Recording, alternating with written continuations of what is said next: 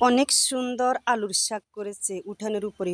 দেখতেছেন অনেক জায়গায় এগুলা চোরা হয়ে পাতাগুলা মেলেছে, খুব সুন্দর। আজকে অনেকদিন মাংস খেয়েছি, তাই আজকে মাংস খাবো না, সেই জন্য একটু আলুর শাক উঠাইতে আসছি। এই যে আমি আজকে একটু মাছের মাথা দিয়ে সিমের বিচি দিয়ে আলুর শাকগুলা পাকাবো, সেই জন্যে এই যে একটু আলুর শাক উঠাইতে আসছি। খুব সুন্দর সুন্দর এই যে আলুর শাকগুলা, একদম এখনও অনেক দিন তোলা হয় নাই, তো সেই জন্য এগুলো একদম মানে পরিষ্কার মানে ঘনবসতি হয়ে আছে। একটু তুলে দিলে হালকা হালকা হয়ে যায়।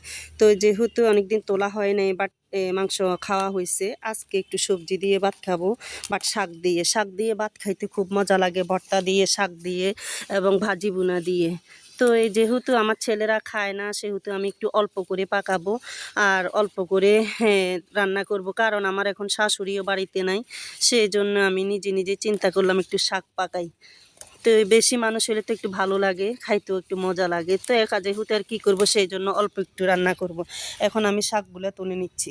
তো সবাই ভালো থাকবেন, সুস্থ থাকবেন আর কি। আমি এখন শাকগুলো দেখাইছি। যার যার কাছে আমার ভিডিওটা ভালো লাগবে অবশ্যই একটা লাইক কমেন্ট রেখে যাবেন। সবাই সবার কমেন্টে লাইক কমেন্ট থাকলে সবার পেজ গ্রো হয় এবং সবার পেজে সবাই যাওয়া যায়, লাইক কমেন্ট করতে পারে। ধন্যবাদ, সবাই পাশে থাকবেন, সাপোর্ট করবেন।